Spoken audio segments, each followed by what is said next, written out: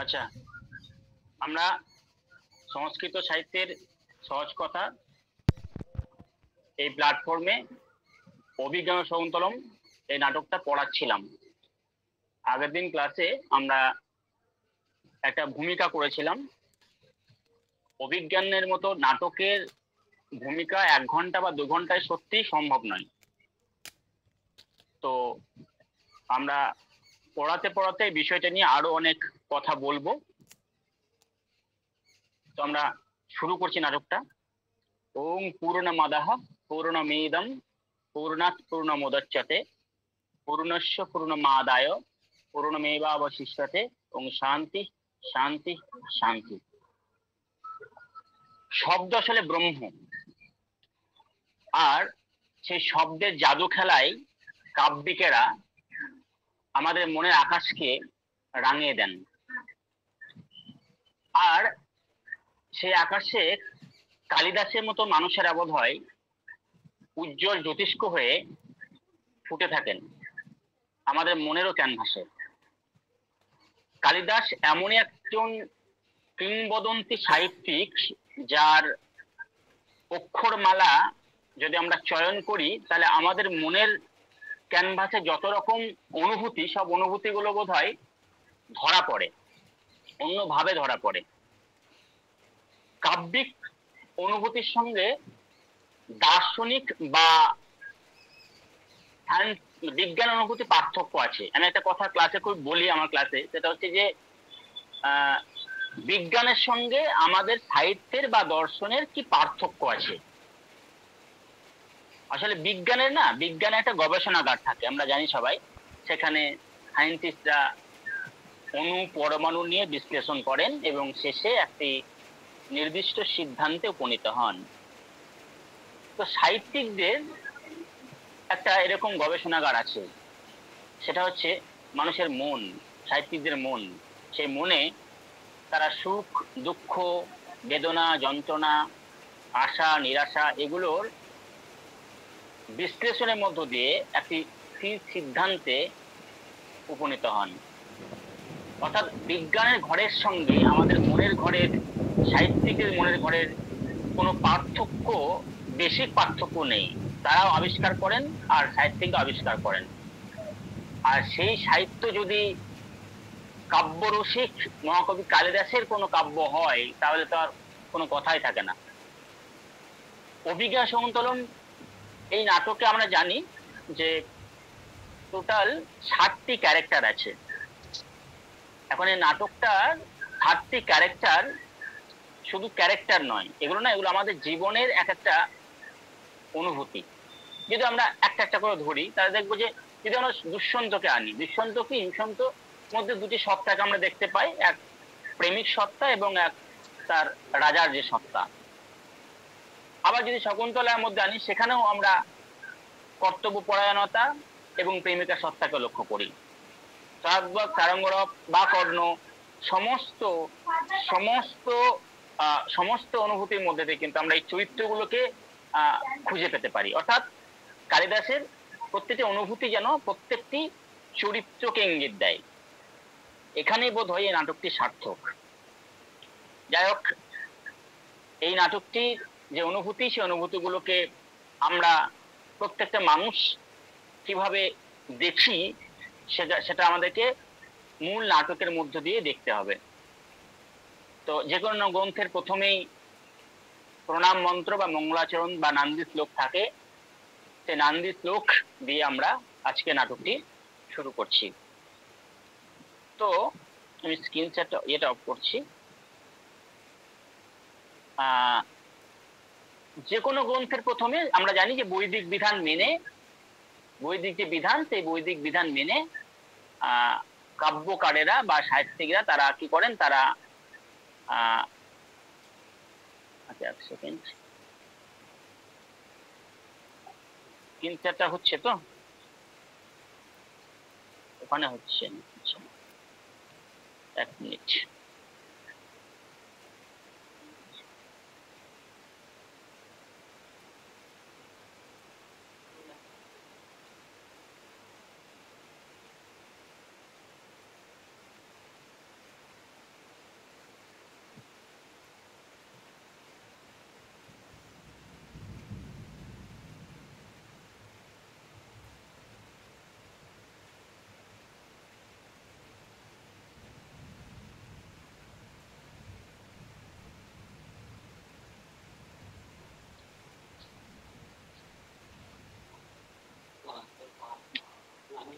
আচ্ছা, শোনা যাচ্ছে আমার কথা ক্লিয়ার?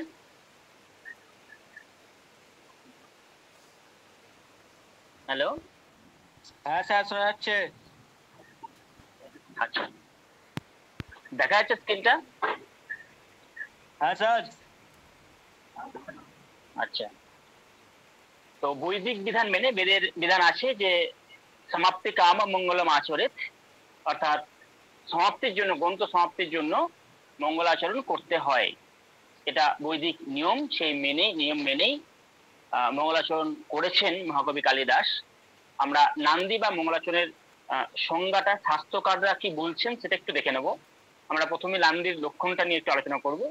নান্দি লক্ষণে কি বলা হচ্ছে আমরা জানি সবাই, যে আশীর্বচন সংযুক্তা শ্রুতি ইয়াত্মাৎ প্রযুজ্যতে দেব দ্বিজে নিপাদিনাং তস্মাৎ নান্দিতি সংগীতা। আমরা প্রত্যেকে জানি এই নান্দি এই লক্ষণ, অর্থাৎ যেটা আশীর্বাদ যুক্ত, আশীর্বচন যুক্ত, দেব দ্বিজ নৃপ অথবা কোন ইষ্ট দেবতার বন্দনা যে শ্লোকের মধ্য দিয়ে, প্রারম্ভিক শ্লোকের মধ্য দিয়ে পড়েন নাট্যকার বা কাব্যিকরা বা সাহিত্যিকরা, সেই শ্লোককে নান্দি শ্লোক বলা হয়। অর্থাৎ একটা নান্দি শ্লোকের অনেকগুলো বৈশিষ্ট্য থাকে। প্রথম বৈশিষ্ট্য হচ্ছে যে সেখানে ইষ্ট দেবতা তার বন্দনা থাকবে। আমরা যদি খুব ভুল না করি, কালিদাসের একাধিক যে গ্রন্থ, সেই গ্রন্থে সব জায়গাতে আমরা শিবের উপাসনা দেখি, এই জন্য তাকে শৈব বলে হয়তো আমি চিহ্নিতও করে দিই।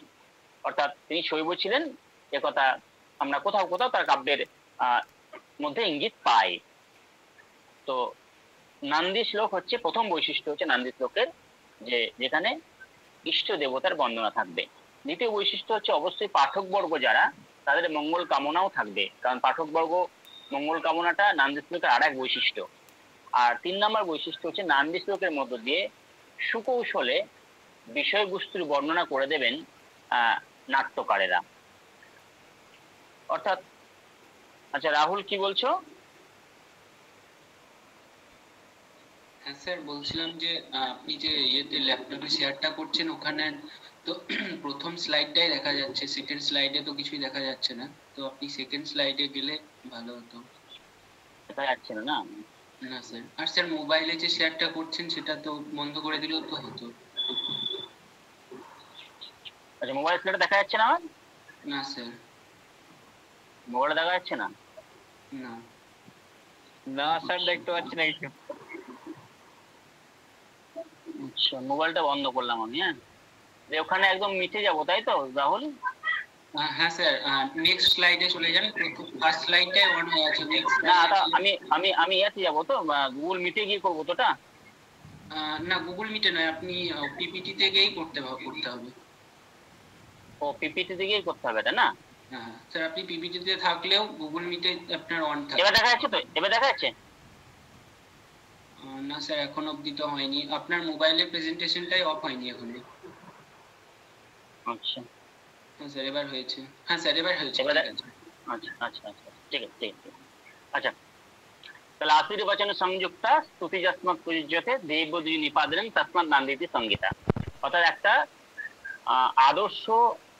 আদর্শ যে নান্দি শ্লোক, সেখানে 3টি বৈশিষ্ট্য আমরা দেখতে পাই। একটি হচ্ছে কি না ইষ্ট দেবতার বন্দনা, 2 হচ্ছে পাঠক বর্গের মঙ্গল কামনা, এবং 3 হচ্ছে কি বিষয়বস্তুর বর্ণনা সুকৌশলে।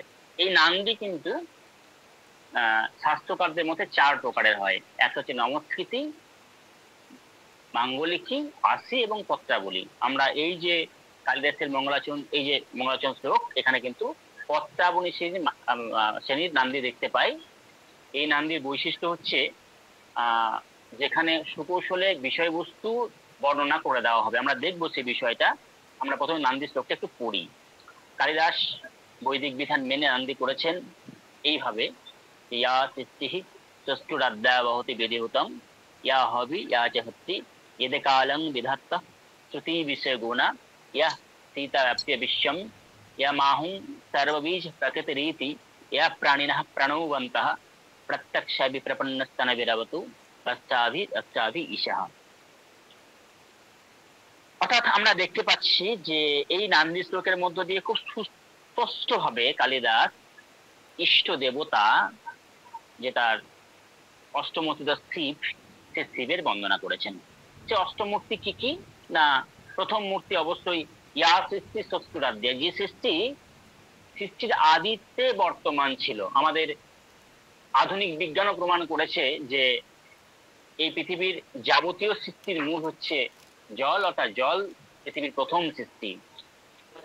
দুই হচ্ছে যে সৃষ্টি শাস্ত্রীয় বিধান অনুসারে ঘৃত বহন করে, হব্য বহন করে, অর্থাৎ কি অগ্নি, বহতি বিধিহুতম। অর্থাৎ প্রথম যদি আমরা শিবের প্রথম মূর্তির বন্দনা করি, তাহলে সেই শিবের মূর্তি, প্রথম মূর্তি হচ্ছে কি না জল, দ্বিতীয় মূর্তি হচ্ছে অগ্নি, তৃতীয় যে মূর্তি সেই মূর্তি হচ্ছে হোম, সম্পাদন করেন যিনি, অর্থাৎ যজমান। ইয়েদে কালং বিধাত্ত শ্রুতি বিষয় গুণা ইয়া স্থিতম ব্যাপ্য বিশ্বম। ইয়েদে কালং অর্থাৎ যে মূর্তি মহাদেবের বা শিবের যে মূর্তি দ্বয় কি না সময়কে বিধান করে। আমরা জানি চন্দ্র সূর্যের দ্বারা তো সময় বিধান হয়, রাত্রি শেষ আবার দিনের শেষ, এগুলো বিধান করে চন্দ্র সূর্যই। সুতরাং এগুলো কালিদাসের অষ্টমূর্তিধর শিবের দুটি মূর্তি, দুটি রূপ। যে মূর্তি সমস্ত বিশ্ব জুড়ে রয়েছে, অর্থাৎ আকাশ, ইয়া স্থিত ব্যাপ্য বিশ্বম, আকাশ। আবার যে মূর্তি সমস্ত বীজের আধার, অর্থাৎ এই পৃথিবী। আর যে মূর্তি দ্বারা আমাদের বল, আমাদের শরীরের বল সম্পন্ন হয়, অর্থাৎ বায়ু। যদি খুব সূক্ষ্মভাবে দেখা যায় তাহলে দেখা যাবে যে 8টি মূর্তিধর যে শিব, সেই শিবের বন্দনা করেছেন খুব সিম্পল ভাবে মহাকবি কালিদাস। অর্থাৎ নাটকের নান্দির যে প্রথম বৈশিষ্ট্য, অর্থাৎ ইষ্ট দেবতার বন্দনা, সেই ইষ্ট দেবতা কেমন? অষ্টমূর্তিধর শিব, তার বন্দনা করেছেন মহাকবি কালিদাস এখানে। এবার যদি আমরা এটাকে পত্রাবলী নান্দি বলি, তাহলে দেখবো সুকৌশলে তিনি কিন্তু এর মধ্যে বিষয়বস্তুকে ইনক্লুড করেছেন। কি করে করেছেন? না, পত্রাবলী নান্দি বলা হয় এইভাবে যে পত্র, আমরা জানি যে একটা পাতার মধ্যে কি থাকে? পাতার মধ্যে তার শিরা উপশিরা থাকে, ছড়িয়ে ছিটিয়ে থাকে। তো যে নান্দিতে পাতার ওই জালিকার মতো বিষয়বস্তু বিন্যস্ত থাকে, সেই নান্দি বোধ হয় কি না পত্রাবলী নান্দি। আমরা এই নান্দিটাকে সেই পত্রাবলী নান্দির মধ্যে অন্তর্ভুক্ত করতে পারি শাস্ত্রকারদের মত অনুসারে। যদি আমরা এর দ্বিতীয় অর্থটা নিই, প্রথম অর্থটা তো শিবের 8টা মূর্তিধর শিবের নমস্কার করা হয়েছে, এবং দ্বিতীয় যে অর্থ এই নান্দিস্তকে, সেটা দিয়ে নিয়ে আমরা দেখব যে প্রথমে বলা হচ্ছে ইয়া সৃষ্টি ষষ্ঠরাধ্যা, যে সৃষ্টির আদিতে বর্তমান ছিলেন। আমরা একটা অর্থ নিয়েছি জল, আর অন্য অর্থ কিন্তু কি শকুন্তলা। কারণ আমরা এই নাটকে দেখতে পাবো যে কিভাবে নিজের মনের মাধুরী মিশিয়ে সৃষ্টি করেছেন বিধাতা, সেটা দুষ্যন্তের কথাতেই কিন্তু স্পষ্ট হয়ে আছে এই নাটকের মধ্যেই। অর্থাৎ সৃষ্টি আদিতে বর্তমান ছিলেন এই শকুন্তলা। আমরা দুটি নারীকে পাই পুরাণের মতে, একটা হচ্ছে শকুন্তলা এবং একটা হচ্ছে তিলোত্তমা। তিল করে সৃষ্টি করেছিলেন ব্রহ্মা এই দুজন নারীকে। অর্থাৎ সৃষ্টি আদিতে বর্তমান ছিলেন যে নারী, তার নাম শকুন্তলা। তাহলে ইয়া সৃষ্টি ষষ্ঠরাধ্যা, এই যে এইটুকুর মধ্যে যেমন আমরা প্রথম পাচ্ছি যে একটা রূপ পাচ্ছি জল, একটা অর্থ পাচ্ছি জল, অন্য অর্থ পাচ্ছি কিন্তু শকুন্তলা। সুকৌশলে কালিদাস কিন্তু বর্ণনা করে দিলেন। কালিদাসকে আমরা এমনিতেই বলি উপমা কালিদাসস্ত, অর্থাৎ উপমার ছলে, এবং তিনি কিন্তু সুন্দরভাবে এখানে বর্ণনা করেছেন। বহতি বিধিতম, এই অংশটুকুর মধ্যে কিন্তু কি আছে? বিধি অনুসারে প্রথম অর্থ আমরা জানি যে ঘৃত বহন করে, হব্য বহন করে, যে অর্থাৎ অগ্নি। আর এখানে কিন্তু দুষ্যন্তের তেজ ধারণ, গর্ভজাত তেজ ধারণ করেছিলেন শকুন্তলা। অর্থাৎ দুষ্যন্ত যে সন্তান সম্ভব, শকুন্তলা যে সন্তান সম্ভব ছিলেন, তার স্পষ্ট ইঙ্গিত কিন্তু এর মধ্যে আছে। 3 ইয়া হবি আচাহুতি, আমরা যজমানকে রেখেছিলাম যে কি করে, যে ঘৃত যে হোম সম্পাদন। এই নাটকটা ঘূর্ণিপাকে ঘুরেছে দুষ্য শকুন্তলাকে নিয়ে, যেমন অন্যদিকে কিন্তু মহর্ষি কর্ণের যে পরিচালনা বা মহর্ষি কর্ণের যে তার উক্তি অনুভূতি এগুলোর মধ্যে দিয়ে কিন্তু এই নাটকটা সুকৌশলে ঘূর্ণি পাকে ঘুরেছে। সুতরাং তিনি হচ্ছেন হোম সম্পাদন করা যজমান এই নাটকে। এই উক্তির মধ্য দিয়ে ইয়া চা ইয়া হবি চ হত্রী, ইয়া হবি আ চ হত্রী, এই যে অংশ, এই অংশটুকুর মধ্যে কিন্তু বর্ণনা করে দেওয়া হলো। যেদে কালাং বিধাত্ত শ্রুতি বিষয়ক, ইয়া এদে কালাং বিধাত্ত শ্রুতি বিষয়ক গুণা। আমরা একটা অর্থ নিয়েছি কি যে চন্দ্র সূর্যকে, চন্দ্র সূর্য কি সময় বিধান করে। যদি আমরা আরো সূক্ষ্মভাবে লক্ষ্য করি তাহলে দেখব যে সত্যি তো দুষ্যন্ত এবং শকুন্তলা যে প্রেমের আবাহন, এই আবাহনে কিন্তু অনসূয়া প্রিয়াঙ্গদা সময় বিধান করেছে। তারা কিন্তু ভাগ্যের নির্মম পরিহাস হয়তো ঘটেছে শকুন্তলার সঙ্গে, কিন্তু শকুন্তলাকে জানতেও দেয়নি দুর্বাসা অভিশাপের কথা। আবার তারা দুজনে ওখানে না গিয়েও যেন একটা সময়কে বেঁধে দিয়েছেন। তাহলে চন্দ্র সূর্য যেমন করে দিন রাত্রির বিভাগ করে, ঠিক সেরকম অনসূয়া প্রিয়াঙ্গদা কিন্তু এই নাটকে যেন পুরো সময়ের বিধান করে দিয়েছে, দুষ্যন্ত শকুন্তলার প্রেমের আবাহনের সময়কে বিধান করে দিয়েছেন সুন্দরভাবে। ইয়া স্থিতা ব্যাপ্তিয় বিশ্বম, অর্থাৎ এই যে অংশটুকু, এই অংশটুকুর মধ্যে কিন্তু কি রয়েছে যে শকুন্তলা সূচিত হচ্ছে, পতিব্রতা যুক্ত যে শকুন্তলা, সেই শকুন্তলা কিন্তু সূচনা আমরা পাচ্ছি। সর্ববীজ প্রকৃতির রীতি, আমরা জানি শকুন্তলার পুত্র সর্বদমন, তিনি কিন্তু সে কিন্তু এই নাটকের আর একটা মোড় আমরা বলতে পারি। অর্থাৎ নাটককে একটা পরিণতির পথে এগিয়ে নিয়ে যেতে, এই নাটকের একটা সমাপ্তির পথে এগিয়ে নিয়ে যেতে, কিন্তু আনন্দের পথে এগিয়ে নিয়ে যেতে কিন্তু সর্বব্রহ্ম প্রকৃতি রূপে যেমন বিরাজ করেছেন শকুন্তলা অবভিয়াসলি মাতা, এবং অন্যদিকে কিন্তু সর্বদমন নিজেও। তাহলে আমরা দেখছি যে প্রত্যেকটা অংশ, আবার লাস্ট যে অংশ ইয়া প্রাণেহা প্রাণবন্ত, সবকিছু শেষে সপ্তম অঙ্কে শান্ত স্নিগ্ধ প্রসন্ন একটা চিত্রে আমরা দেখেছি দুষ্যন্ত শকুন্তলা এবং ভরতের মিলন হয়েছে। অর্থাৎ কি, অর্থাৎ প্রাণেহ প্রাণবন্তঃ। তাহলে আমরা একটা অর্থ যেমন এই নাটকের এই নান্দি শ্লোকের মধ্য দিয়ে দেখলাম যে সুন্দরভাবে কালিদাস অষ্টমন্ত্রীধর শিবের বন্দনা যেমন একদিকে করেছেন, ঠিক অন্যদিকে কালিদাস কিন্তু সুকৌশলে খুব বুদ্ধিমত্তার সঙ্গে এবং একজন মনজ্ঞ সাহিত্যিক হিসাবে তিনি কিন্তু এই নান্দির মধ্যে বিষয়বস্তুকে, প্রত্যেকটি চরিত্রকে এই নাটকের মধ্যে এনে এবং ঘটনা প্রবাহকে এই নান্দির মধ্যে এনে আমাদেরকে কিন্তু একটা অন্য নাট্য রসের স্বাদ দিয়েছেন, এটুকু কিন্তু আমরা বলতে পারি।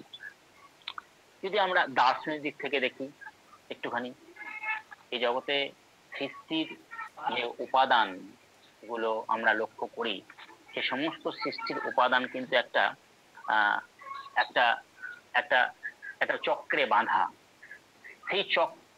সেই চক্রে কিন্তু সৃষ্টির সমস্ত উপাদান, আমরা জানি যে রবীন্দ্রনাথ ঠাকুর আগের দিন বলছিলাম, রবীন্দ্রনাথ ঠাকুর বলছেন তার স্মরণ কাব্যগ্রন্থে যে যেভাবে পরম এক আনন্দে উৎসুক আপনারে দুই করি লভিলেন সুখ, বিধাতা নিজের আনন্দ সৃষ্টির জন্য 1 থেকে 2 করলেন, 2 থেকে 3, এভাবে মনু সেখান থেকে মানব কুলের সৃষ্টি করলেন। আচ্ছা, এই শ্লোকের মধ্য দিয়ে আমরা সেই তৈতরীয় উপনিষদের তত্ত্বকে কি আনতে পারি না? আমরা কি এই যে জল, এই যে অগ্নি, অর্থাৎ এই যে পঞ্চভূত এবং আকাশ, সমস্ত কিছু পঞ্চভূত এবং পঞ্চভূতের মধ্যে যে মানব কুলের সৃষ্টি, সেই সৃষ্টিকে কিন্তু তিনি এখানে ইনপুট করেছেন। অর্থাৎ আমরা দেখি কালিদাস একদিকে যেমন সত্য শিব সুন্দরের পূজারী, অন্যদিকে একজন দার্শনিক। সে দার্শনিকতাকেও বোধ হয় আমরা যদি খুব সূক্ষ্ম বিচার করে দেখবো, দার্শনিকতাকে বোধ হয় এই নান্দি শ্লোকের মধ্য দিয়ে আমাদের বুঝিয়ে দিয়েছেন তিনি। অর্থাৎ সৃষ্টি তত্ত্বও যেন এই নান্দি শ্লোকের মধ্যে ইনক্লুড হয়েছে। তাহলে আমরা নান্দি শ্লোকের যে 4 রকম লক্ষণ পাই, নমস্কৃতি, মাঙ্গলিকী, আস্তি এবং প্রত্যাবলী, অবশ্যই এখানে নমস্কার তো করা হয়েছেই, মঙ্গলার্থেই করা হয়েছে, এবং এই নান্দির প্রধান বৈশিষ্ট্য বোধহয় প্রত্যাবলীর মধ্যে যায়, যেমন পাতার শিরাপশিরা বা জালিকা বিন্যস্ত থাকে একটা পাতার মধ্যে, ঠিক সেরকম এই নাটকের এই নান্দির মধ্যে কিন্তু বিন্যস্ত আছে সমস্ত ঘটনা। এই যেখানে সৃষ্টি তত্ত্ব বোধহয় বাদ যায় না, এখানেই বোধহয় কালিদাস সার্থক। এই হচ্ছে মোটামুটি ভাবে প্রথম শ্লোকের অর্থ। আমরা জানি প্রথম শ্লোক নান্দি, নাট্যশাস্ত্রের বিধান মেনে কি করতে হয়, নান্দি শ্লোকের পরে সভা পূজা করতে হয়। আমরা জানি নাটক জীবনের দর্পণ। একটা নাটকে যা কিছু ঘটে সবকিছু জীবনে ঘটে যায়, মানব জীবনে ঘটে যায়। একটা মানুষ তার পুরো জীবনটাতে যা কিছু করে একটা নাটকে নাট্যকার সেগুলোকে যেন কাগজ কুচির পাতায় শব্দ ব্রহ্ম দিয়ে ধরে রাখেন।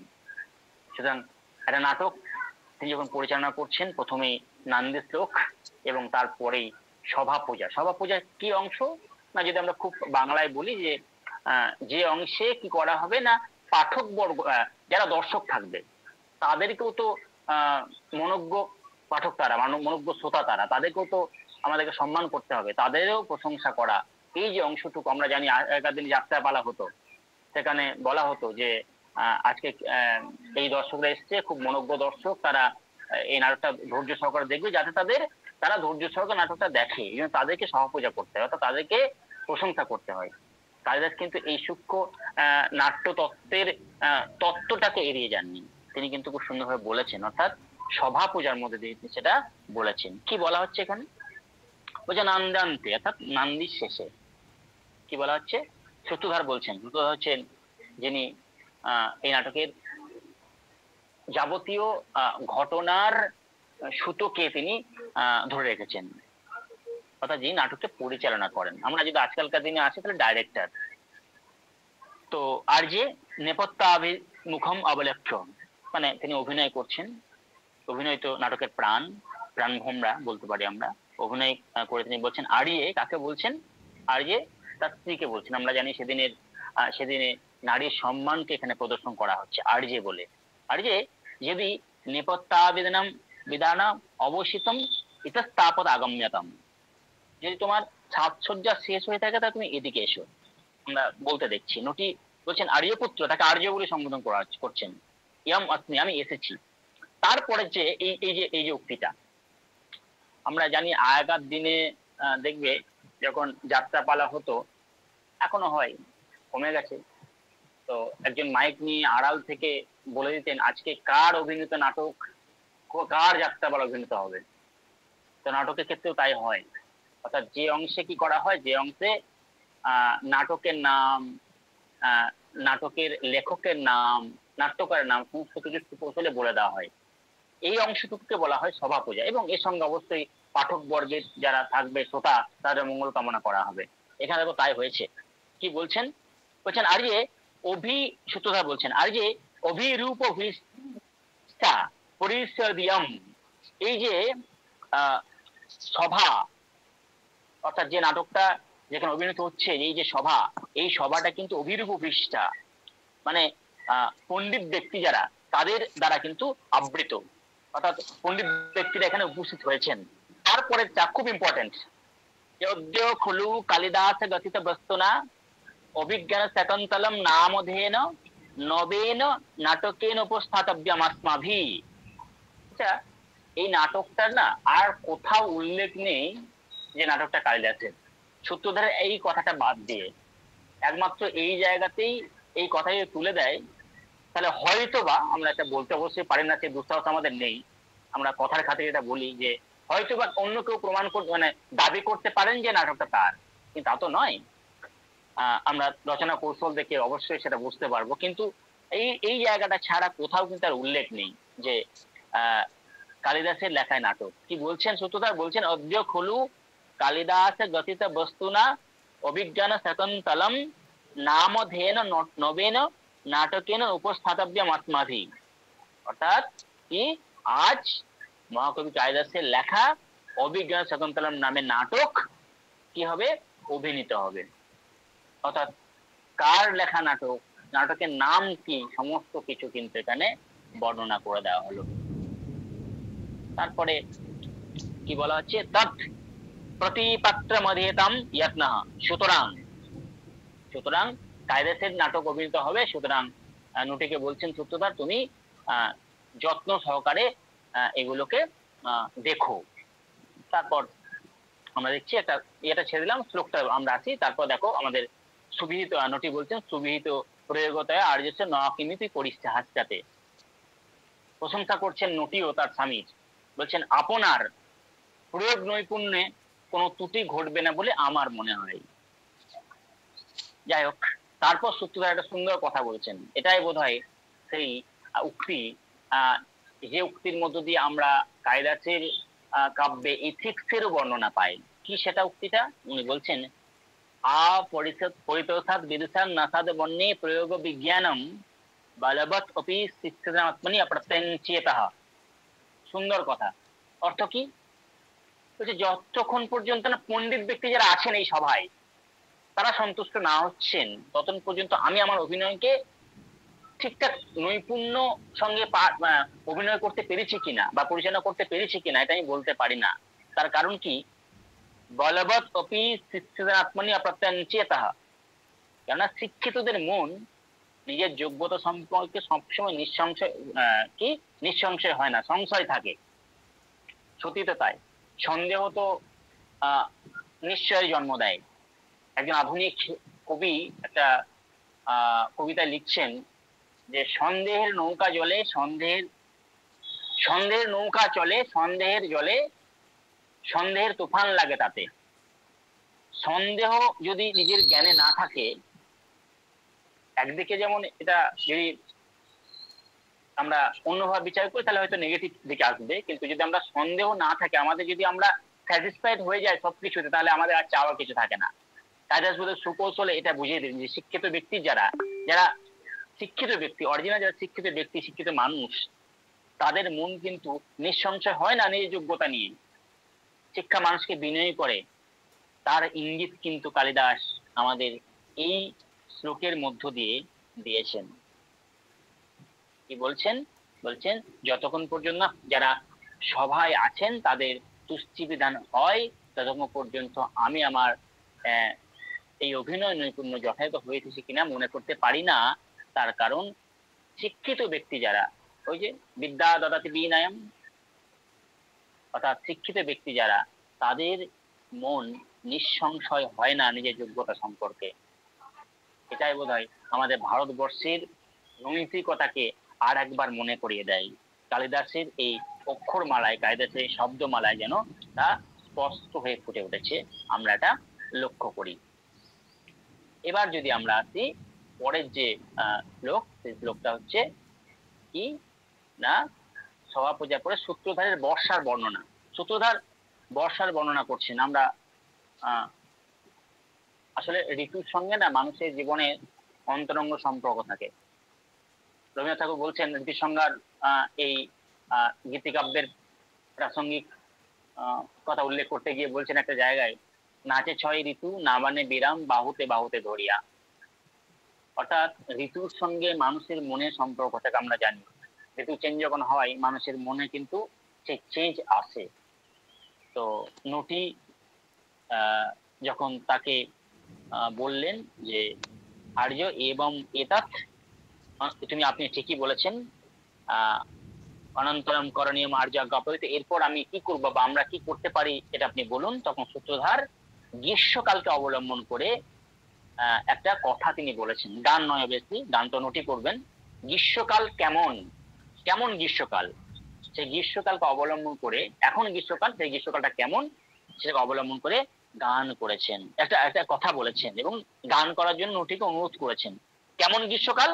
বলছেন সুভগ সলিলাবগাহা পাটল সংসর্গ সুরভি বনবাতাহা প্রচ্ছায় সুলভ নিদ্রা দিবসাহ পরিণাম রমণীয়াহা। সিম্পল অর্থ যদি আমরা নিই, এর অভিধা অর্থ, শব্দের তো অর্থ থাকে, অভিধা থাকে, ব্যঞ্জনা থাকে, লক্ষণা থাকে। এখন সাহিত্যিকদের মতে সোজা কথা সোজা করে বললে সেটা উত্তম কাব্য হয় না। যদি সোজা কথার মধ্যে কিছু ব্যঞ্জনা, কিছু লক্ষণা থাকে, সেই কাব্যবোধে উত্তম কাব্যরূপে আত্মপ্রকাশ করে বা আত্মম কাব্যের মর্যাদা লাভ করে। তো আমরা যদি একদম অভিধা অর্থ নিই তাহলে দেখব যে এখানে বলা হচ্ছে যে গ্রীষ্মকালে জলের স্নান খুব আরামের। আমরা সিম্পল কথা, গ্রীষ্মকাল, সেই গ্রীষ্মকালে জলে স্নান করা অবগাহন করা তো অবশ্যই আরামের।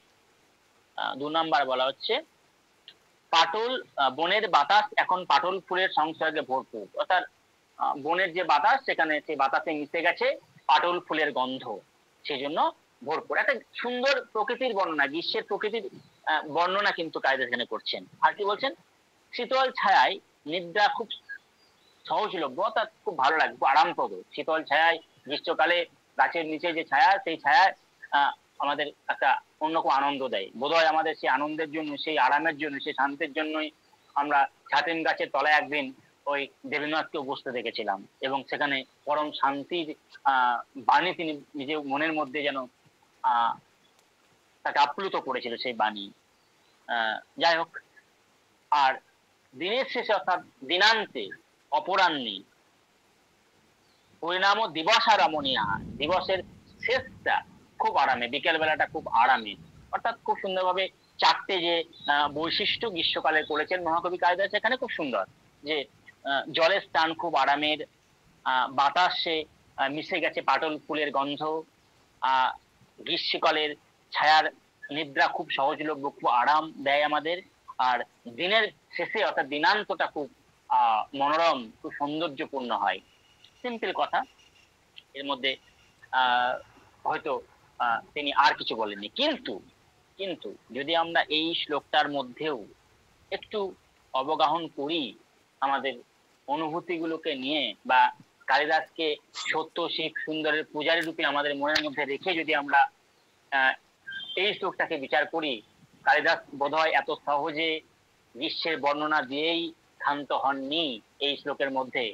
কারণ এই শ্লোকের মধ্যে সুন্দরভাবে, শ্লোকের মধ্যেও সুন্দরভাবে তিনি বিষয়বস্তুকে ঢুকিয়ে দিয়েছেন। বর্ণনা করা হচ্ছে কি, প্রথম যে সলিলা অবগাহা, প্রথমে বলছি আমি সুভগ সলিলা অবগাহা।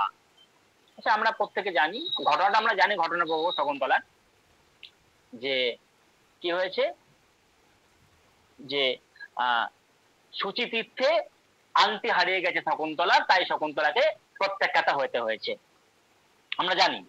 তাহলে এই যে সলিলা অবগাহা, এই যে কথাটা, এই কথাটার মধ্যে দিয়ে কিন্তু একদিকে যেমন বোঝাচ্ছে সলিলে গ্রীষ্মকালে জলের স্থান আরামের, অন্যদিকে বোঝাচ্ছে শচী যে তীর্থে যেখানে প্রণাম করতে গিয়েছিলেন শকুন্তলা শ্বশুর বাড়ি যাওয়ার আগে বা স্বামীর কাছে যাওয়ার আগে, সে শচী তীর্থে যেন তার আংটিটা হারিয়ে গেছে, সলিলে অবগাহন করেছে আংটিটা।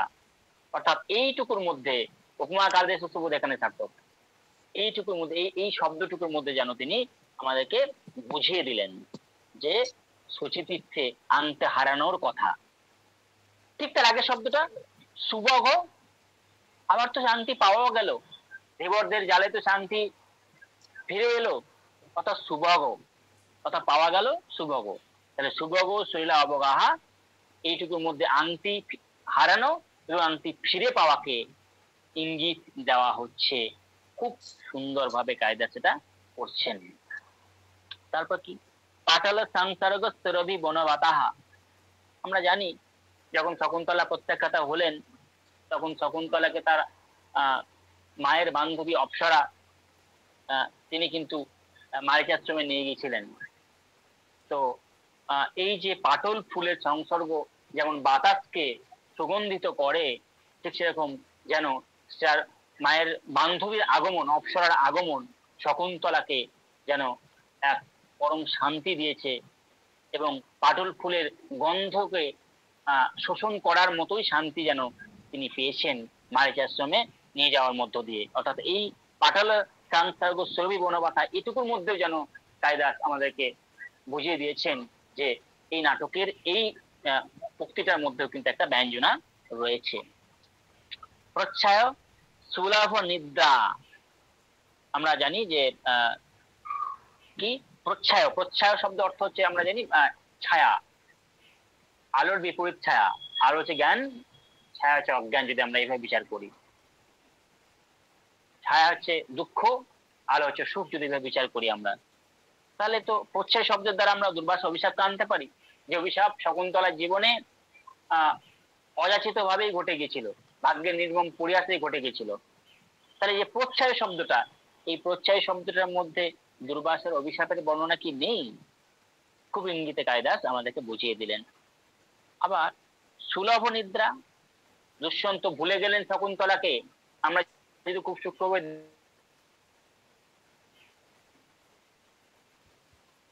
বলে অভিজ্ঞান শকুন্তলম, অভিজ্ঞান বলতে কিন্তু শুধু আংটি অঙ্গুরিয়ক মনে হতে পারে যে আচ্ছা শকুন্তলা তো সশরীরে দুষ্যন্তের রাজসভায় উপস্থিত ছিলেন, তাহলে কেন মোহভঙ্গ হলো?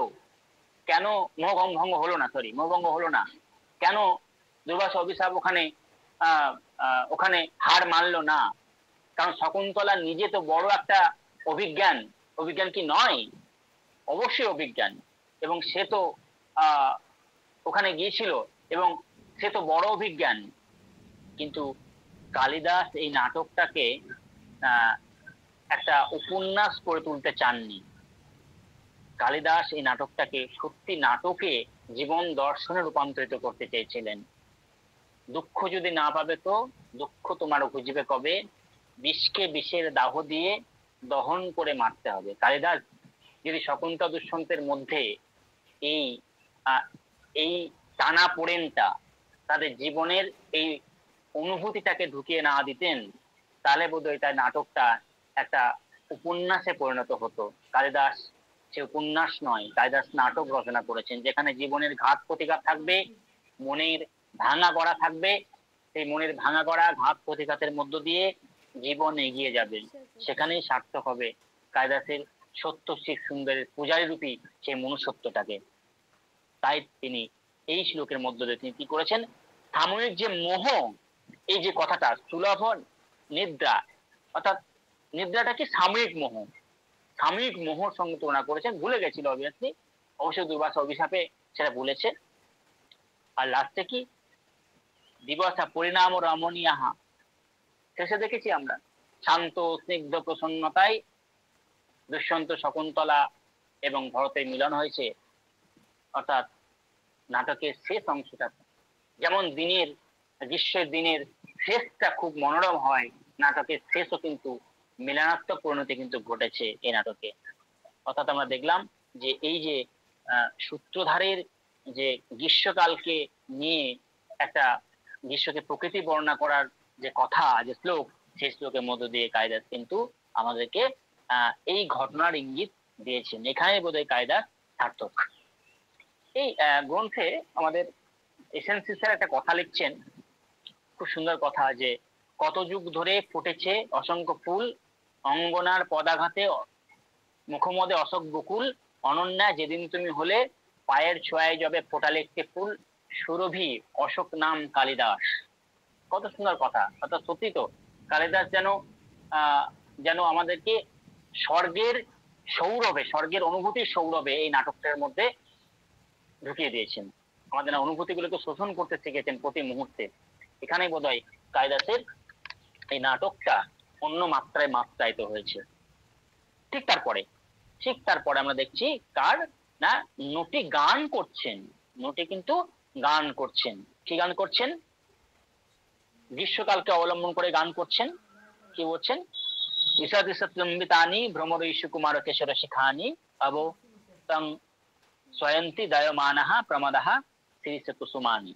সিম্পল অর্থ আমরা সবাই জানি যে বিলাসিনী রমণীরা ভ্রমরের দ্বারা অল্প অল্প চুম্বিত যে শিরীষ ফুল, সেগুলো তাদের অলংকার হিসেবে তারা তারা পড়ছে, কানের দুল হিসেবে তারা পড়ছে। অর্থাৎ গ্রীষ্মকালের একটা গ্রাম বাংলার প্রকৃতিকে একটা নির্ভেজাল, একটা নিষ্কলুষ প্রকৃতির একটা অনুভূতিকে কালিদাস এখানে ব্যক্ত করেছেন। যে বিলাসিনী রমণীরা ভ্রমরের দ্বারা অল্প অল্প চুম্বিত, অল্প অল্প চুম্বন করেছে যে শিরীষ ফুলকে, তারা ভ্রমরেরা সেই শিরীষ ফুলকে যেন মৃদুভাবে তাদের কানের দুল হিসেবে তারা পরিধান করছে। খুব সুন্দর একটা অলংকার আমরা দেখতে পাচ্ছি এখানে। অলংকারের ব্যবহার তিনি করেছেন। আসলে অলংকার না থাকলে, নিরাবরণ হলেও তার একটা সৌন্দর্য থাকে অবভিয়াসলি, কিন্তু অলংকার প্রদত্ত হলে নাটক মাত্রায় হয়। তো সেটা আছেন এখানে।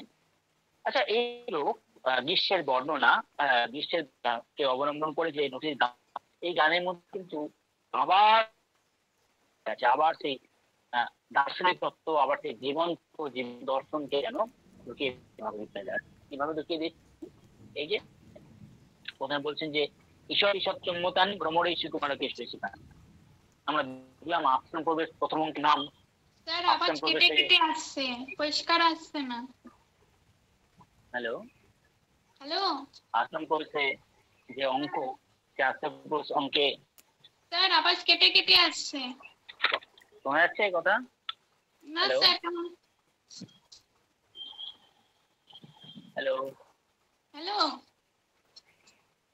সতীশ চুম্বিতানি ভ্রমরই সুকুমার কিশোর শিখানি, এটা তো হলো না, না এটা হয়নি।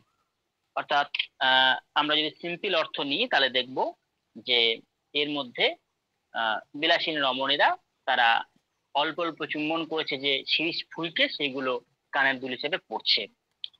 কিন্তু যদি আমরা এর ইনার মিনিংটাকে নিই, কালিদাস শুধু একটা আউট মিনিং কে এখানে উপস্থাপন করেননি, এটা ইনার মিনিং এর মধ্যে রয়েছে। কি সেটা? না, ভ্রমরের সঙ্গে তুলনা করেছেন দুষ্যন্তের।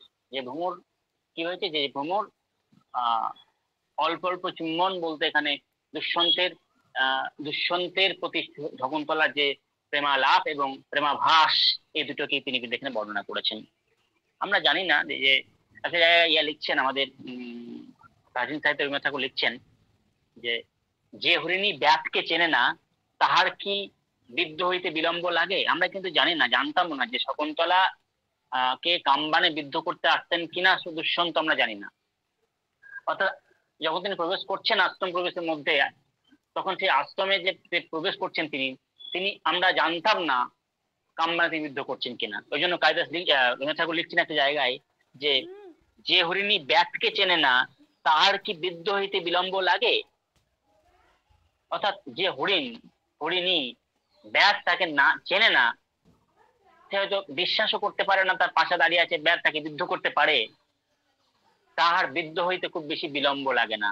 বোধহয় শকুন্তলা দুষ্যন্তের ভ্রমরূপী যে চরিত্র, সেই চরিত্রের মধ্যে যেন কোথাও মাথা নত করেছে। যদিও দুজনে পরবর্তীকালে যদি আমরা নাটকটাকে অন্য পর্যায়ে বিচার করি, তাহলে দার্শনিক পর্যায়ে বিচার করি, তাহলে দেখবো এই দুষ্যন্ত শকুন্তলার যে প্রেম কাহিনী, সেই প্রেম কাহিনী অ্যাকচুয়ালি আত্মা পরমাত্মার মিলন, এবং মিলনকে দেখানো হচ্ছে। এবং একটা শকুন্তলার জীবনের যে পূর্ব মেঘ এবং উত্তর মেঘ, সেই মেঘের মাঝে দাঁড়িয়ে আছে দুর্বাসার অভিশাপ, যেটা এই নাটকটাকে অন্য মাত্রায় মাত্রায়িত করেছে। অর্থাৎ একটি পরিপূর্ণ জীবনকে গড়ে তোলার জন্য প্রথমে কালিদাস দেখিয়েছেন দুষ্যন্ত শকুন্তলার গাঢ় প্রেমকে, কিন্তু সেই প্রেম শুধুমাত্র প্রেমে উত্তীর্ণ তা কিন্তু নয়। মানে love is the part of life, not the whole life, বলছেন কথাটা। অর্থাৎ কি, জীবনে একটা অংশ হতে পারে প্রেম, কিন্তু সমগ্র অংশ নয়। আমাদের জীবন যদি অনেক বড় হয়, একটা অংশ প্রেম, এবং তার বাইরেও কিন্তু কর্তব্য, সমাজের প্রতি কর্তব্য, দায়িত্ব, পরিবারের প্রতি কর্তব্য, দায়িত্ব, এই পৃথিবীর প্রতি দায়িত্ব, কর্তব্য আমাদের থেকেই যায়। অর্থাৎ সেই বিষয়টাকে মনে করিয়ে দেওয়ার জন্য কিন্তু কালিদাস অভিশাপটা নিয়ে এসেছিলেন। যাই হোক, ভ্রমরূপী যে দুষ্যন্ত, সে দুষ্যন্তের কামবানে বিদ্ধ হয়েছেন শকুন্তলা, এবং শেষে সেই দুষ্যন্তের প্রতি নিজেকে আত্মসমর্পণ করেছেন বটে, কিন্তু সেই আত্মসমর্পণের মধ্যেও কিন্তু নৈতিকতা মিশেছিল। কালিদাস কিন্তু সেটাকে সুন্দরভাবে দেখিয়েছেন। তাহলে এই যে সুকুমার ও কেশর সুখানি, এই যে অংশটা, এই অংশটুকুর মধ্যে নবযৌবনা শকুন্তলাকে বর্ণনা করা হচ্ছে, ভ্রমণের সঙ্গে তুলনা করা হচ্ছে দুষ্যন্তের। আমরা দেখছি ঈশ্বরের সঙ্গে চুম্বিতান্য স্বামী মিলনকে দেখানো হচ্ছে এইটুকুর মধ্যে, যেটা তৃতীয় অঙ্কে যে মিলন দৃষ্টি আমরা দেখেছি, সেই মিলনকে দেখানো হচ্ছে। আসলে আমি একটি অন্য জায়গায় একটু সেখানে বলবো, সেটা হচ্ছে কাব্যিক রস। আচ্ছা, রস শব্দটা নিয়ে আমি পরে যে আলোচনা করবো। রস এই জিনিসটা আমাদের জীবনের সঙ্গে অতপ্রতভাবে জড়িত, একদম সুন্দরভাবে জড়িয়ে আছে আমাদের জীবনের সঙ্গে। কারণ উপনিষদে বলছেন রস বৈষ, যে রস আমাদের মনের আনন্দ দেয়, আহ্লাদের জনক হয়, যা তাই রস। এখন সিঙ্গার রস যেমন রস, করুণ রস রস, আমরা বিস্তৃত আলোচনা করবো না একটা ক্লাসে। যখন তৃতীয় অঙ্ক পড়াবো, তৃতীয় অঙ্কের বিষয়টা আমি ওটা নিয়ে একটু আলোচনা করবো, তখন বলবো। অর্থাৎ রস মানুষকে আনন্দ দেয়, অর্থাৎ সিঙ্গার রসও মানুষকে আনন্দ দেয়, করুণ রসও মানুষকে আনন্দ দেয়। তো এই যে শকুন্তলা নাটকের প্রথম দিকে আমরা দুঃসহ শকুন্তলাকে দেখেছি কিন্তু নিজেদের নিয়ে ব্যস্ত থাকতে, আর তাই কিন্তু তার মধ্যে অভিশাপ এসেছে, তাদের মধ্যে অভিশাপ এসেছে। কাজের সমস্ত নাটকে আমরা যদি দেখি, মেঘদূত দেখো, গীতিকাব্য, আবার যদি নাটকগুলো দেখো, দেখবে সমস্ত নাটকে কিন্তু কালিদাস অভিশাপ নিয়ে এসছেন। কারণ যখনই আমরা সমাজকে ভুলেছি, যখনই আমরা এই সভ্যতাকে ভুলেছি, যখনই আমরা পরিবারকে ভুলেছি, শুধু নিজেকে নিয়ে ব্যস্ত থেকেছি, তখনই যেন অভিশাপের আগুনে পুড়িয়ে খাঁটি সোনায় রূপান্তরিত করেছেন কালিদাস আমাদের। এখানে তাই হয়েছে, এখানে কিন্তু শকুন্তলা দুষ্যন্ত থেকে তাই হয়েছে। তারা দুজনে প্রথম দিকে নিজেদের নিয়ে ব্যস্ত থেকেছিল বলেই অভিশাপ এসেছে, অভিশাপ আগুনে পুড়ে খাঁটি সোনায় রূপান্তরিত করেছেন। তারপরে যে দুষ্যন্ত শকুন্তলাকে আমরা লক্ষ্য করেছি সপ্তম অঙ্কে, সেই দুষ্যন্ত শকুন্তলা সম্পূর্ণ খাদ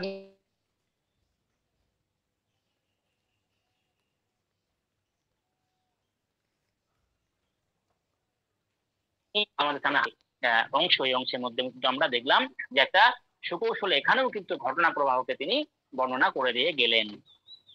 তারপরে আমরা লক্ষ্য করছি, তারপরে প্রস্তাবনা, তারপরে কিন্তু প্রস্তাবনা, অর্থাৎ নাটক নোটিশ গান হলো, তারপরে প্রস্তাবনা। প্রস্তাবনা নাট্যকারদের মতে তার ভাবটি আছে, নাট্যকারদের মতে শাস্ত্রকারদের মতে প্রস্তাবনার যেরকম লক্ষণ আছে, আমরা 4 ধরনের, কেউ বলে 5 ধরনের প্রস্তাবনা, 5 ধরনের প্রস্তাবনা সাহিত্য মুখে স্বীকার করছেন। উদ্ঘাতক, কথোদ্ঘাতক, প্রয়োগাদেশ, প্রবর্তক এবং অবলম্বিত। প্রস্তাবনা কি? যেখানে নাটকটা একটা জায়গা থেকে আরেকটা জায়গায় প্রবেশ করছে। অর্থাৎ এতক্ষণ পর্যন্ত আমরা কাদের কথাবার্তা দেখলাম? এতক্ষণ পর্যন্ত আমরা দেখলাম যারা নাটক পরিচালনা করবেন, নট, নটি, সূত্রধার, এরা, অর্থাৎ সূত্রধার এবং নটি, এই যে নাটকে যারা পরিচালনা করবেন যারা, তারা নাটকটাকে এতক্ষণ পর্যন্ত নাটকের বিষয়বস্তু, যেখানে নান্দি শ্লোক, যেখানে সভাপূজা বর্ণনা করলেন, এবং সভাপূজার মধ্যে অবশ্যই পাঠক বর্গে বা শত্রুকুলের মঙ্গল কামনা করলেন, তাদের প্রশংসা করলেন। তারপরে নটি এবং সূত্রের মধ্যে কথোপকথন হলো, যে তারা মানে গ্রীষ্মকাল গমনকেও গান করলেন নটি, এবং সূত্রধার তার সূচনা করলেন, এবং গানের মধ্য দিয়ে কালিদাস আমাদের সুকৌশলে এই ঘটনার ইঙ্গিত দিলেন। এখন দেরি হয়ে গেছে, এবার কি করতে হবে? নাটকের মধ্যে কি হবে? নাটকের মধ্যে হয়তো দর্শক সমাজ বোর হতে পারে, দর্শক সমাজ যারা দর্শক আছে, সভাপূজা যার জন্য করেছেন কালিদাস, সেই দর্শক সমাজ বোর হতে পারেন, তাদের বিরক্তি আসতে পারে তাদের মানসিকতার মধ্যে, সেই জন্য অধৈর্য আসতে পারে তার মধ্যে। সেই জন্য কি করেছেন, কি প্রয়োজন? নাটকের যারা মূল নটি তাদেরকে প্রবেশ করানোর প্রয়োজন রঙ্গমঞ্চে, তাই তো করিয়েছেন প্রস্তাবনার মধ্যে। প্রস্তাবনার মধ্যে কি করেছেন? প্রস্তাবনার মধ্যে বলেছেন, তবাস্মি গীতরাগন হরিণা প্রসবং হিতঃ এসে রাজবদৃশ্যন্ত স্বরঞ্জন অতিরহসা। সূত্রধার এখানে নটি গানের প্রশংসা করছেন, প্রশংসা করে বলছেন যে প্রথমটা লক্ষ্য করি আমরা দেখি যে বলছেন, আর যে সাধু গীতম, আপনি খুব সুন্দর গান করেছেন। নটিকে বলছেন সূত্রধার, অহ রাগবদ্ধ চিত্তবৃত্তির অলিখিত ইব সর্বতরঙ্গা। অর্থাৎ কি? অর্থাৎ তুমি সুন্দর গান গেয়েছো, তোমার সঙ্গীতের মাধুর্যে যেন দর্শকুল ছবির মতো হয়ে গেছে। দর্শকুল তো আছে, দর্শকুল ছবির মতো হয়ে গেছে। এখন কোন নাটক দেখিয়ে আমরা কি করব? আমরা এদের তৃপ্ত করব, আমরা এদেরকে এদের মনের আনন্দকে আমরা আহ্লাদিত করব।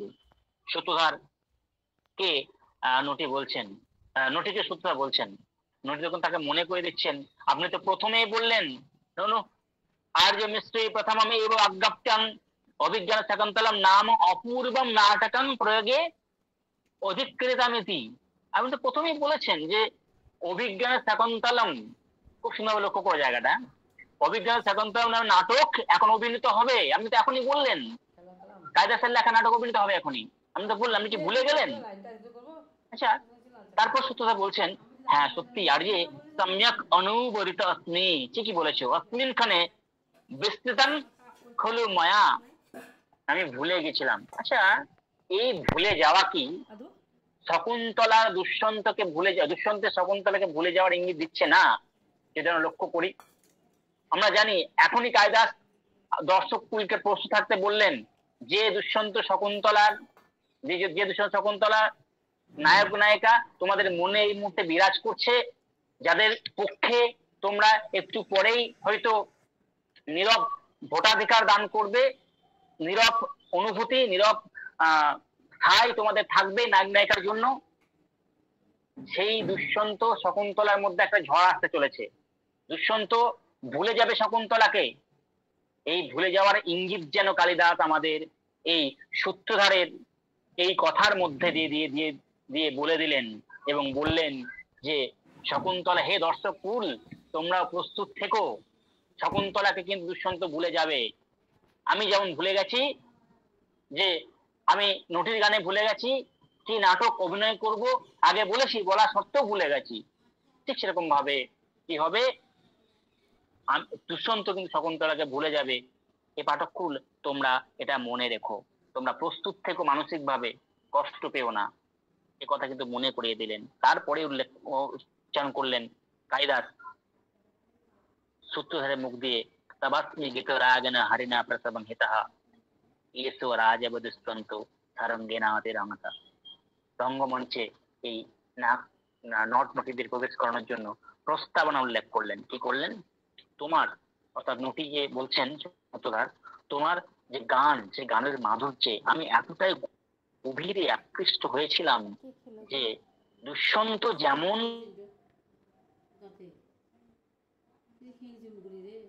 ঠিক তেমন মানুষের মন খুব অতি সূক্ষ্ম। মনের সংজ্ঞা দার্শনিকরা হয়তো বিভিন্ন ভাবে বিভিন্ন জায়গায় দিয়েছেন। ঠাকুর বলছেন, মন বলে আমি মনের কথা জানি না, তারাই উড়ে বেড়ায়, মাটিতে এসে নামে না। অর্থাৎ মনের যে অবস্থা, মনের সূক্ষ্ম অবস্থা, সেটা বর্ণনা করা দার্শনিকদের পক্ষেও বোধহয় কঠিন হয়ে গেছে। তাই তারা মনের যথার্থ সংজ্ঞা নির্ণয় করেও তারা সংশয় প্রকাশ করেছেন এই মন নিয়ে। মন দার্শনিকদের মতে, ন্যায় দার্শনিকদের মতে, মনটা অতি সূক্ষ্ম এবং মনের অনুপরমাণু হচ্ছে অনুপরমাণু মন। তো একটা মানুষ যখন কোনো কাজ করেন, তখন সে কাজে যখন নিমজ্জিত থাকেন, তখন অন্য মন বলছে যে একটা কাজ মানুষ একটা সময় একটা কাজ করতে পারে, দুটো কাজ করতে পারে না। তাই তো বোধহয় শকুন্তলা অভিশাপ খেতে হয়েছিল। মন অনুপরিমাণ বলেই তো সে জানতে পারেনি দুষ্যন্তের কথা, দুর্বাসার কথা। সে স্বামীর চিন্তা এতটাই মগ্ন ছিল যে তার কথা, দুর্বাসার কথা, অতিথির কথা জানতে পারেনি। মন এতটাই সূক্ষ্ম। তো এখানে বলছে, তোমার গানের সুরে আমি এতটাই গভীর আকৃষ্ট হয়ে গেছিলাম যে দুষ্যন্ত অতি বেগে যেমন করে হরিণের পিছনে ছুটে গেছে। আচ্ছা, এই হরিণকে কে? হরিণটা অ্যাকচুয়ালি কে? এই হরিণ কি হরিণী নয়? এই হরিণ কি শুধু শকুন্তলা নয়? এই হরিণ তো সত্যি শকুন্তলা। মেঘদূত প্রবন্ধে রবীন্দ্রনাথ ঠাকুর একটা কথা লিখছেন মেঘদূত প্রবন্ধে, যে হে নির্জন গিরিশিখরের বিরোহী, স্বপ্নে যাহাকে আলিঙ্গন করিতেছ, মেঘের মুখে যাহাকে বার্তা পাঠাইতেছ, কে তোমাকে আশ্বাস দিল যে এক অপূর্ব শরৎ পূর্ণিমা রাত্রে তাহার সহিত চির মিলন হইবে? তোমার তো চেতন অচেতনের পার্থক্য জ্ঞান নাই। কি জানি, যদি সত্য কল্পনার মধ্যে প্রভেদ হারায় থাকো, সত্য এবং কল্পনার মধ্যে যদি প্রভেদ না থাকে, তাহলে বড় মুশকিল। এখানে দুষ্যন্ত হরিণ রূপী যে শকুন্তলা, হরিণ রূপী শকুন্তলা, তাকে যে কাম্বানে বিদ্ধ করতে আসছেন, এ কথা যেন প্রস্তাবনার মধ্যে আমাদের মহাকবি কালিদাস দর্শক কুলের মনে গেঁথে দিলেন এবং বলে দিলেন, তোমরা হে দর্শক, তোমরা প্রস্তুত থেকো, তোমরা চোখে জল ফেলবে না, কারণ শকুন্তলা চোখের জলে নাটকটাকে ভাসিয়ে দেবেন। এই যে প্রস্তাবনার মধ্যে কিন্তু এই ইঙ্গিতটা আমাদের কালিদাস দিয়ে দিয়েছেন। আমরা তারপরেই লক্ষ্য করছি কি না, তারপরেই লক্ষ্য করছি যে তত প্রবিশতি মৃগানুসারী সসর চাপহস্ত রাজা রতিন সুতশ্চ। লক্ষ্য করছি আমরা যে তারপরে পরের সিনে কি হচ্ছে, পরের দৃশ্যে কি হচ্ছে না, শকুন্তলা দুষ্যন্ত প্রবেশ করছেন একটা হরিণের পিছনে ধাওয়া করতে করতে, সেটা দেখে সুত অর্থাৎ সারথি সে বলছে কৃষ্ণ সারে দাদা অধীর্য কর্মকে মৃগান সারিনাথ সাক্ষাৎ তস্তামিব পিনাকিনাম। পুরাণের গল্প আমরা জানি প্রত্যেকে যে কৃষ্ণ সার যে হরিণ এবং ধনুতে বাণ আরোপ করছেন, এমন আপনার দিকে তাকিয়ে যেন সে কি মনে করছে না, সারথীর একটা কল্পনা, সারথীর তার উপকল্পনা হতে পারে। সারথী কি বলছেন যে কতটা প্রেম কাহিনী রূপে আমাদের জীবনকে রঞ্জিত করবে আমরা জানি না, কিন্তু দুঃশকুন্তলার যে আচরণ অথবা আনুষঙ্গিক চরিত্রে যে আচরণ, এই চরিত্রগুলোর মধ্য দিয়ে যে প্রকাশ করেছেন মহাকবি কালিদাস, এখানে একটা জীবনের পরিপূর্ণ জীবনকে একদিকে দেখিয়েছেন, অন্যদিকে একটা পরিপূর্ণ জীবন দর্শনকে আমাদের সামনে উপস্থাপন করেছেন। আর এখানেই বোধহয় কালিদাস এই নাটকটা সার্থক। আজকে এই পর্যন্ত থাক, পরের দিনকে আমি পরের জায়গা থেকে তাহলে হরিণের বর্ণনা কিভাবে করছে সেখান থেকে পড়াবো। ঠিক আছে?